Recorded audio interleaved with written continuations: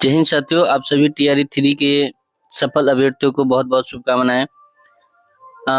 सभी लोग टीआरई 3 जो है वैसे लोग जो क्वालिफाई कर गए हैं उनके लिए सबसे जो इम्पोर्टेंट कदम अब होने वाला है वो वाला है कि काउंसलिंग उनका होने वाला है। और काउंसलिंग के लिए जो जरूरी डॉक्यूमेंट्स होते हैं वो अभी से ही आप तैयार कर लीजिएगा, तो काफ़ी फायदे में रहिएगा और निश्चिंत रहिएगा। चूँकि काउंसलिंग में अगर एक छोटी भी त्रुटि होती है आपके किसी भी डॉक्यूमेंट में, तो आपके किए कराए पे पानी फिर जाएगा और आप जितने दिन से मेहनत किए हैं और रिजल्ट तक पहुँचे हैं वो सब धरा का धरा रह जाएगा। अब काउंसलिंग में जो कौन-कौन से डॉक्यूमेंट ज़रूरी होते हैं उनके बारे में इस वीडियो में हम बात करने वाले हैं। यदि किसी डॉक्यूमेंट में आपकी कोई अभी त्रुटि है तो काउंसलिंग का डेट अभी निकला नहीं है, तो उसको आप क्या कर सकते हैं उसके लिए भी हम इस वीडियो में चर्चा करने वाले हैं। काउंसलिंग का डेट भी बहुत जल्द आने वाला है, चूँकि आपको पता है कि अभी 1 to 5 और 6 to 8 का रिजल्ट आया है। 9-10th का रिजल्ट अभी आना बाकी है, तो जैसे ही 9-10th का रिजल्ट आता है तो काउंसलिंग डेट भी आपका निकल जाएगा। टीआरई 1 टीआरई 2 में जो है टीआरई 1 का मेनली बात किया जाए तो वहाँ 18 अप्रैल को रिजल्ट आया था और 20 अप्रैल से ही आपका जो है काउंसलिंग स्टार्ट हो गया था। तो काउंसलिंग में ये लोग ज़्यादा टाइम देते नहीं हैं, लेकिन इस बार थोड़ा टाइम मिलेगा चूँकि अभी 9-10th का रिजल्ट जो है आने में अभी टाइम है। तो चलिए बिना किसी देरी के हम इस वीडियो को शुरू करते हैं। यदि आप चैनल पर नए हुए तो चैनल को सब्सक्राइब कर लीजिएगा, और यदि और भी कोई क्वेरी हो आपकी काउंसलिंग से संबंधित, डॉक्यूमेंट से संबंधित, तो आप कमेंट करके पूछ सकते हैं। तो हम चलते हैं सीधे आपके डॉक्यूमेंट लिस्ट पे कि हमारा डॉक्यूमेंट लिस्ट क्या होना चाहिए, कौन कौन से डॉक्यूमेंट होने चाहिए, कितने कॉपीज उनके होने चाहिए। चलिए शुरू करते हैं।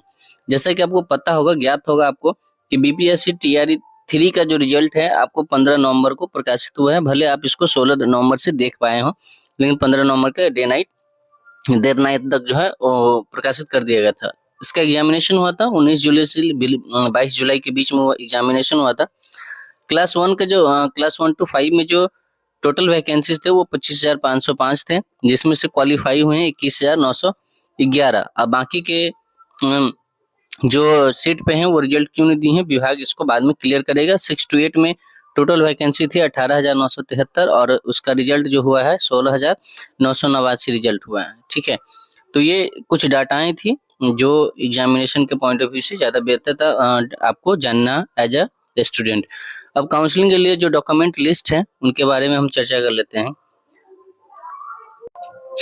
तो काउंसलिंग में जो सबसे पहला आपका डॉक्यूमेंट लगेगा, चूंकि आपको पता है कि आपकी जो शुरुआती होती है एकेडमिक की वो 10th की होती है, तो 10th का जो है जो भी डॉक्यूमेंट है वो काफ़ी जरूरी डॉक्यूमेंट हो जाता है। और सब अगर और भी किसी डॉक्यूमेंट में किसी का आधार माना जाता है तो वो 10th का सर्टिफिकेट, 10th का मार्कशीट और सर्टिफिकेट के आधार पे है। यदि आपकी डेट ऑफ बर्थ में भी कोई भिन्नता देखी जाएगी या किसी नाम में एक स्पेलिंग मिस्टेक भी होगा तो वो मार्कशीट के 10th के मार्कशीट और सर्टिफिकेट के अकॉर्डिंग होना चाहिए, बाकी आगे का जितना भी सर्टिफिकेट है।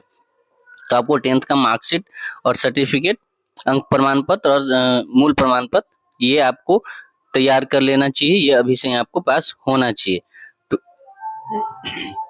उसके बाद 12th का मार्कशीट और 12th का सर्टिफिकेट ये वैसे अभ्यर्थियों के लिए है 10th और 12th के जो है जो डीएलएड करके, और 1 to 5 में तो चूंकि आपको पता है सिर्फ और सिर्फ डीएलएड वाले को ही जो है क्या बोलते हैं बीएड वाले को तो बाहर कर दिया, सिर्फ और सिर्फ इसमें एप्लीकेबल थे 1 to 5 के लिए डीएलएड वाले कैंडिडेट। और डीएलएड वाले चूंकि आपको पता है कि डीएलएड 12th पे होता है, तो यदि आप 1 to 5 में डीएलएड कैंडिडेट थे तो आपको सिर्फ और सिर्फ ये दोनों चीज़ें चाहिए एकेडमिक में, 10th 12th के मार्कशीट और सर्टिफिकेट। यदि ग्रेजुएशन के आपके पास हैं तो वेल है, आप देना चाहें तो दे सकते हैं, अगर नहीं देना चाहें ग्रेजुएशन पीजी का अगर आपके पास हैं, आपके अपर लेवल का जो भी सर्टिफिकेट है अगर वो लगाना चाहे तो बेहतर है, नहीं लगाना चाहे तो ये दोनों आप चाहें तो नहीं दे सकते हैं 1 to 5 के लिए। फिर 1 to 5 में आपको डीएलएड देना पड़ेगा, है ना, और ये डीएलएड 1 to 5 के लिए डीएलएड जरूरी है। और डीएलएड का मार्कशीट और सर्टिफिकेट दोनों ईयर का होना चाहिए, जो ऑल ईयर जो भी 2 साल का होता है डीएलएड वो दोनों साल का मार्कशीट होना चाहिए और सर्टिफिकेट तो फाइनल ईयर का होगा। ठीक है, वही आप 6 to 8 के कैंडिडेट है तो आपको 10th का भी लगेगा, 12th का भी लगेगा मार्कशीट सर्टिफिकेट, ग्रेजुएशन का भी मार्कशीट और सर्टिफिकेट लगेगा, और ग्रेजुएशन का ऑल ईयर का मार्कशीट आपको देना पड़ेगा, यानी 3 साल का मार्कशीट देना पड़ेगा और फाइनल ईयर का सर्टिफिकेट आपको प्रोवाइड करना पड़ेगा। ठीक है, आई होप कि आप समझ पा रहे हैं। तो जो 6 to 8 के कैंडिडेट हैं उनको 10th 12th मार्कशीट, ग्रेजुएशन का तीनों ईयर का मार्कशीट और सर्टिफिकेट, तो 6 to 8 के लिए बस इतना ही जरूरी है एकेडमिक में। यदि आपके पास और भी हायर एजुकेशन पीजी या पीएचडी वगैरह हैं तो चाहे तो आप लगा सकते हो। वैसे पीजी जो है आप वैसे 9th 10th के लिए भी जो है आपका ग्रेजुएशन हायर होता है, मतलब एप्लीकेबल जो होता है मिनिमम क्वालिफिकेशन वो ग्रेजुएशन होता है और बीएड होता है। तो पीजी आप +2 के लिए एप्लीकेबल होता है, जरूरी रिक्वायरमेंट होता है। तो पीजी है तो दे सकते हैं, अदरवाइज 9th में भी है तो आपको ग्रेजुएशन देना पड़ेगा और पीजी और सिर्फ 11th 12th के लिए होगा। तो 9th का रिजल्ट में आने वाला है, तो अगर आपके पास ये डॉक्यूमेंट है तो 6 to 8 के लिए इतना कंपलसरी है। उसके बाद जब हम ट्रेनिंग सर्टिफिकेट में आ जाते हैं तो 6 to 8 के लिए डीएलएड नहीं कंपलसरी है, वहां तब आपको बीएड लगाना पड़ेगा। और बीएड का भी मार्कशीट और सर्टिफिकेट, बीएड भी 2 सालों का कोर्स होता है, दोनों साल का आपका मार्कशीट चाहिए और सर्टिफिकेट चाहिए, ठीक है। अब यहाँ से जो रिक्वायरमेंट डॉक्यूमेंट है वो दोनों के लिए एप्लीकेबल है। ये एकेडमिक और ट्रेनिंग था, तो आप समझ पा रहे होंगे कि एक बार हम इसको समरी कर देते हैं कि अगर आप 1 to 5 में हैं, 1 to 5 में हैं तो आपको 10th 12th और आपको डीएलएड, ये 3 चीज लगेगा, ठीक है। उसके बाद यदि आप 6 to 8 में हैं तो 10th 12th ग्रेजुएशन और बीएड ये देना पड़ेगा, ओके। अब बात आती है सीटेट की। तो सीटेट में आपको पता है कि 1 to 5 के लिए पेपर 1 आपका क्वालिफाई होना चाहिए, है ना, पेपर 1, और 6 to 8 के लिए पेपर 2। तो आप पेपर 1 और पेपर 2 जो जिस कैटेगरी में क्वालिफाई है पेपर 1 और पेपर 2 के अकॉर्डिंग अगर पास हैं तो उसको आप ये मार्कशीट और सर्टिफिकेट कहाँ मिलेगा, तो आप अपने डिजी लॉकर से इसको क्या बोलते हैं प्रिंट करवा के और रख लेंगे अभी भी, ठीक है।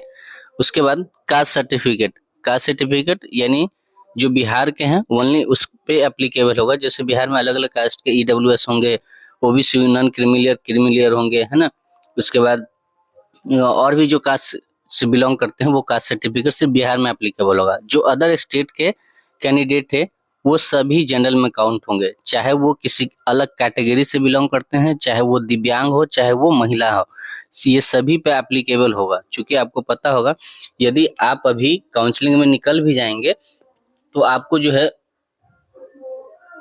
यदि आप काउंसलिंग में अभी निकल भी जाते हैं तो आपको बाद में जो है नौकरी के बाद आपको निकाल दिया जाएगा। क्योंकि अभी आपको देख रहे हैं कि जगह जगह से प्रत्येक जिले से कई अदर स्टेट के कैंडिडेट को निकाला गया है।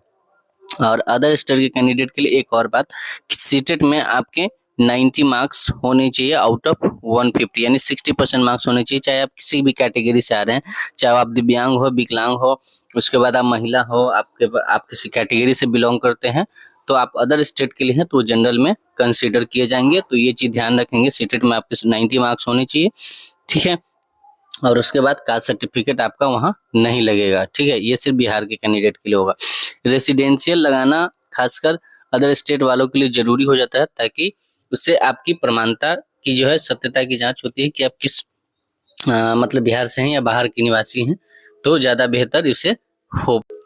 तो आई होप कि समझ में आ रहा है आपको।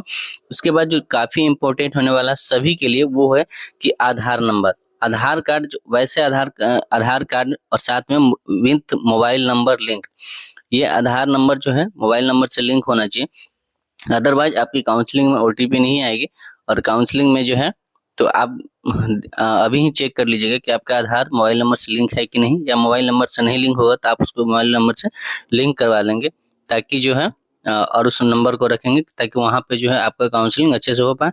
यदि आपका आधार मोबाइल नंबर से लिंक नहीं है तो वहाँ आपको प्रॉब्लम होगा, आपकी काउंसलिंग नहीं की जाएगी। साथ में पैन कार्ड होना चाहिए। उसके बाद जो सबसे जरूरी चीज है कि आपने एप्लीकेशन फॉर्म भरा था, कंप्लीटेड एप्लीकेशन फॉर्म का प्रिंटेड होना चाहिए। और यदि नहीं है तो आप बीपीएससी के वेबसाइट पर जाके आईडी पास पर लॉगिन करके आप अपना जो एप्लीकेशन फॉर्म है वो प्रिंट कर सकते हैं, ठीक है। और इन सभी डॉक्यूमेंट का ये आपका ओरिजिनल डॉक्यूमेंट अभी ही व्यवस्था कर लीजिए कहीं जहाँ भी है खोज के, और इसके साथ इनका 3-3 कॉपी आप रखेंगे जब काउंसलिंग के समय जाएंगे तो आप सेफ जोन में रहेंगे। उसके बाद जो सबसे बड़ा सवाल आता है कि सर अगर किसी डॉक्यूमेंट में कोई त्रुटि है, जैसे नाम में मान लीजिए कि कुमार है, इसमें डॉक्यूमेंट में डीएलएड वगैरह में कुमार हट गया है तो उसमें क्या करेंगे।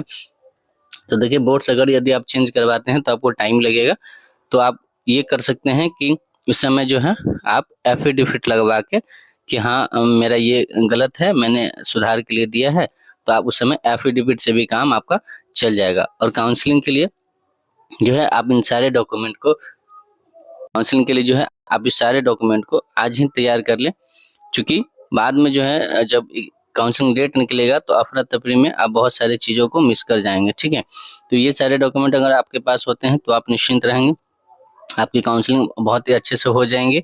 ठीक है, एक बार फिर से आप सभी जो कैंडिडेट सिलेक्ट हुए हैं सभी को बहुत बहुत शुभकामनाएं आपके भविष्य के लिए। आप अच्छे से अपना वर्क करें और अपना जो है ड्यूटी उन ग्रामीण बच्चों के लिए समर्पित करें और उनका भविष्य उज्जवल करें। चलिए मिलते हैं नेक्स्ट वीडियो में। इस वीडियो से संबंधित कोई भी और क्वेरी और मैसेज हो तो आप कमेंट बॉक्स में मैसेज कर सकते हैं। मिलते हैं नेक्स्ट वीडियो में, तब तक के लिए आप स्वस्थ रहिए, मस्त रहिए और अपने काम में व्यस्त रहिए। Thank you so much. जय